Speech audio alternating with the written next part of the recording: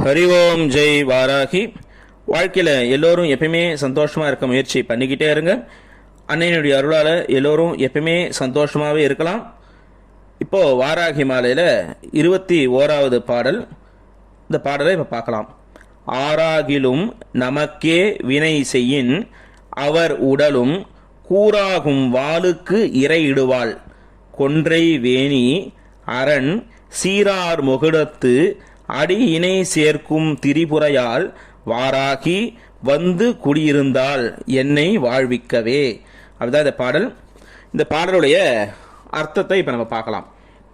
ஆறாகிலும் யார் ஒருவர் நமக்கே வினை செய்யின், அதாவது அன்பர்கள் மீது யார் யாரெல்லாம் அன்னையை உபாசனை பண்ணுறாங்களோ அவங்க கிட்ட பகை கொண்டு தீய வினைகளை கெட்ட கெட்ட செயல்கள்லாம் செஞ்சுதான் பிளாக் மேஜிக் மாதிரியோ இல்லைன்னா வேற ஏதாவது கெடுதல் செய்கிறா இருந்தால் அவர் உடலும், அதாவது அவங்களுடைய உடம்பை என்ன பண்ணுவாளாம், வாளுக்கு இரையிடுவாள். அதாவது கையில் கத்தி வச்சுருக்கா இல்லையா, அந்த கத்தியால் வெட்டி அந்த கத்திக்கு ஆகாரமாக கொடுப்பாளாம். வாளுக்கு இரையிடுவாள் கொன்றை வேணி அரண் சீரார் மகுடத்து அடி இணை சேர்க்கும் திரிபுரையால். இதை அப்படியே சேர்த்து படிக்கணும்.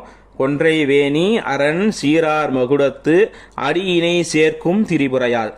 என்ன அர்த்தம்னா, கொன்றை மலர்கள், கொன்னை பூன்னு சொல்லுவாங்களே, சரக்கொன்றைன்னு சொல்லுவாங்க. கொன்றை பூவையும் தலையில் வச்சுட்டு இருக்கார்.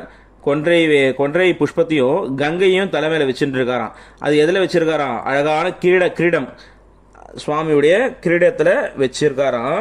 இது ரெண்டுத்தையுமே வச்சுட்டு இருக்கிற சிவபெருமானுடைய திருவடியை இணையாக கொண்டு, அதாவது திருவடிகளில் தனது திருவடியும், அதாவது சிவனுடைய திருவடிகளோட தன்னுடைய திருவடியும் அம்பா சேர்த்து வச்சுட்டு இருக்கலாம். அப்போ என்ன அர்த்தம்னா, சிவசக்தி ஐக்க ஸ்வரூபின்யே நமகான்ட்டு லலிதா சகஸ்ரநாமத்தில் வரும். அதே போல அம்பானும் சுவாமியும் சேர்ந்து இருக்கிற திரிபுர சுந்தரி, அதாவது தன்னுடைய திருவடியை திரிபுர சுந்தரி காமேஸ்வரின்னு ஒரு உருவம் இருக்கு. நீங்க நெட்ல போட்டீங்கன்னா பார்க்கலாம். சிவனுடைய பக்கத்தில் உட்கார்ந்துட்டு இருப்பா ஒரு போட்டோவில், இல்லை சில இதில் சிவனுடைய மடியில் உட்கார்ந்துட்டு இருப்பா.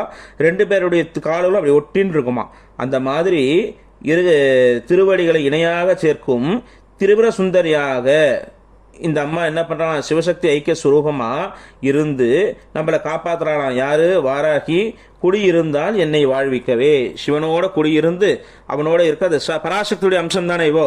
அதனால சிவசக்தி ஐக்கிய சுரூபினியா இருந்து என்னை காப்பாற்றுறதுக்காக குடியிருந்தால் என்னை வாழ்விக்கவே. என்னுடைய மனசுல குடியிருக்கலாம், வேற எங்கேயும் இல்லை. வெளியில குடியிருந்தா உடனே ஓடி வர முடியாது இல்லையா. அதனால நம்மளுடைய இதயத்துல யார் யாரெல்லாம் அன்னை உபாசனை பண்றோமோ அவளுடைய இதயத்துல அன்னை குடியிருந்தால் எதுக்காக, நம்மை வாழ்விக்கவே. இதுலயும் பார்க்கணும், ஒவ்வொரு முறையும் நம்ம இந்த பாடல்களை நம்மளுடைய அந்தர்முகமாக தான் எடுத்துக்கணுமே தவிர எந்த ஒரு விஷயத்தையுமே பகிர்முகமாக நம்ம எடுத்துக்க கூடாது. இப்போ வெட்டுவா குத்துவான்னா நம்ம மற்றவங்களை வெட்டிடுவாங்க குத்துடுவாங்கன்னு அர்த்தம் இல்லை. அவங்களுடைய செயல்களை முடக்குவா, தீய எண்ணங்களை முடக்குவா. செயல்களை கூட சொன்னாலும் அது அபத்தம் தான், செயல்கள்ன்றது அதுவும் அபத்தம் தான். அவங்களுடைய எண்ணங்களை முடக்குவா, அதுதான் அன்னையுடைய சக்தி. அவங்களுடைய செயல்களை முடக்கிறதோ இல்லைன்னா அவங்களை அழிக்கிறதோ அதுக்கு பராசக்தி வரணும்னு அவசியம் கிடையாது. அவங்களுடைய ஒருத்தருடைய மனசை கட்டுப்படுத்தணும், அவன் தீய எண்ணங்கள்லேருந்து அவனை வெளியில வரணும் அப்படின்னா அதுக்கு தான் பெரிய விஷயம். அதுக்கு தான் அன்னை சாட்சாத் பராசக்தி அன்னை வாராகியா யார் யாரெல்லாம் அந்த உபாசனை பண்றாங்களோ, வாராகி உபாசனை பண்றாங்களோ அவங்களுடைய எதிரிகளுடைய எண்ணங்களை வீழ்த்தி அவங்களுடைய எண்ணங்களை வாளுக்கு இரையாக்கி அவங்கள நல்லவங்களாக்குவா. அவங்க நல்லவங்களை ஆக்கிட்டாங்கன்னா நம்ம கிட்ட அவங்க வரமாட்டாங்க. இதுதான் விஷயமே. இதுல கூட பாருங்க என்னன்னா, கொன்றைவேணி அரண் சீரார் மகுடத்து அடி இணை சேர்க்கும் திரிபுரையால் வருதுங்க இல்லைங்களா. இப்ப இங்கேயும் திருவடி வர்றதுனால இதுவும் ஒரு குருவுடைய மதிப்பை நம்மளுக்கு காட்டுது, குருவுடைய பிரபாவத்தை இங்க காட்டுது நம்மளுக்கு. இப்போ குருவுடைய அனுகிரகம் இல்லாம இந்த வாராகி உபாசனையை நம்ம பண்ணக்கூடாது. அதுதான் விஷயமே. நம்ம நார்மலா இந்த வாராகி மாலை படிக்கிறது எல்லாமே பண்ணலாம். இந்த உபாசனா மார்க்கம் அப்படின்னு நம்ம வரும்போது பக்தி மார்க்கத்துல நிறைய மார்க்கங்கள், நிறைய வழிகள் இருக்கு அன்னை அடையறதுக்கு. இந்த பக்தி மார்க்கம், கர்ம மார்க்கம், உபாசனா மார்க்கம், அந்த மாதிரியே நிறைய மார்க்கங்கள் இருக்கு. வைதிக மார்க்கம், வைதிகமா அன்னை போய் உபாசனை பண்றது ஒரு பக்கம் இருக்கு. அதாவது வேத மந்திரங்கள்லாம் சொல்லி பூஜை பண்றது ஒரு பக்கம் இருக்கு. இதுலேயே வாமாச்சாரமும் ஒன்று இருக்கு, பலிகள்லாம் கொடுத்து அன்னை பூஜை பண்றதுன்னு ஒன்று இருக்கு. நான் குழந்தை, நீ என்னுடைய அம்மா, இந்த ஒரு பக்தி மார்க்கமா இருந்து அம்பாவை பூஜை பண்ணும்போது இந்த உபாசனத்தை, இந்த தீட்சை தேவை கிடையாது. மந்திர தீட்சை குரு மூலமா உபதேசம் ஆகணும்னு இல்லை. ஆனா ஒரு மந்திரம் எடுத்துட்டு அன்னை வாராகியுடைய மந்திரத்தை எடுத்து நான் அனுதினமும் அவள் தான் எனக்கு கதி, வேற எந்த கதியும் கிடையாதுன்னு சொல்லி யார் அவன் உபாசனை பண்ணுறானோ அந்த உபாசனை பண்ணுறவர்கள் குரு மூலமாக தான் அந்த மந்திரத்தை வாங்கிக்கணும். அதனால தான் ஒவ்வொரு இடத்துலையும் திருவடி தீட்சையை வந்து அது சுவாமி சொல்கிறார். அற்புதமான இந்த ஒரு பாடல் நம்ம பாராயணம் பண்ணும்போது நம்மளுடைய பிறவிக்கு முக்தி கிடைக்கலாம். அடுத்த ஒரு பிறவி நம்மளுக்கு இல்லாமல் இருக்கும்.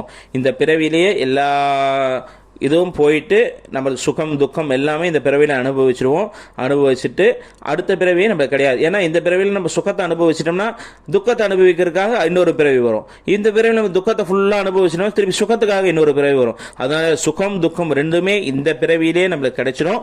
கிடைச்சிட்ட பிறகு அடுத்து நம்மளுக்கு அன்னையுடைய முக்தி சுரூபம் அன்னையுடைய திருவடிகளை நம்ம எல்லாமே போய் சேர்ந்துருவோம்.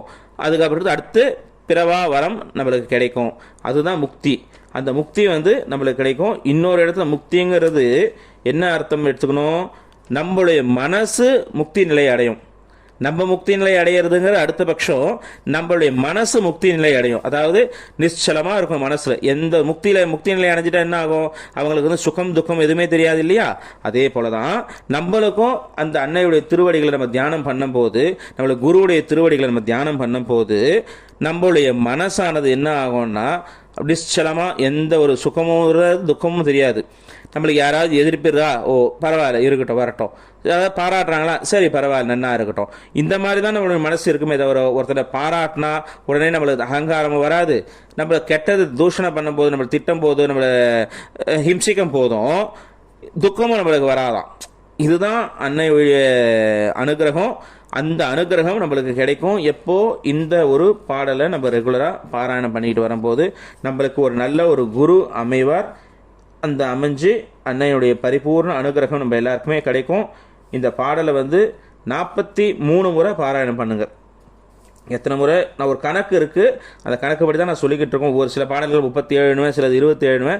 அதே மாதிரி இது 43 முறை இந்த ஒரு பாடலை பாராயணம் பண்ணுங்க. பண்ணிவிட்டு அன்னையுடைய பரிபூர்ண அனுகிரகத்தை எல்லாரும் வாங்கிக்கங்க. அடுத்த பதிவில் அடுத்த ஒரு பாடலை பார்க்கலாம். அதுவும் வந்து அற்புதமான ஒரு பாடல் தான். அம்பாலை ஸ்தோத்திரம் பண்ணக்கூடிய ஒரு பாடல். அந்த பாடலை படிக்கும்போது நம்மளுடைய இந்த ஜென்மத்தில் இருக்க துக்கங்கள்லாம் அழியக்கூடிய ஒரு அற்புதமான ஒரு பாடல், நோய் நொடியெல்லாம் விளக்கக்கூடிய ஒரு பாடல் அடுத்த பாடல். அது ரொம்ப அற்புதமான ஒரு பாடல். அதை வந்து அடுத்த ஒரு பதிவில் நம்ம பார்க்கலாம். எல்லாருக்கும் அன்னை பரிபூர்ண அனுகிரகத்தை கொடுக்கணும் அப்படின்ட்டு அம்பாலை பிரார்த்தனை பண்ணிக்கிறேன். ஹரி ஓம் ஜெய் வாராகி, ஹரி ஓம் ஜெய் வாராகி, ஹரி ஓம் ஜெய் வாராகி.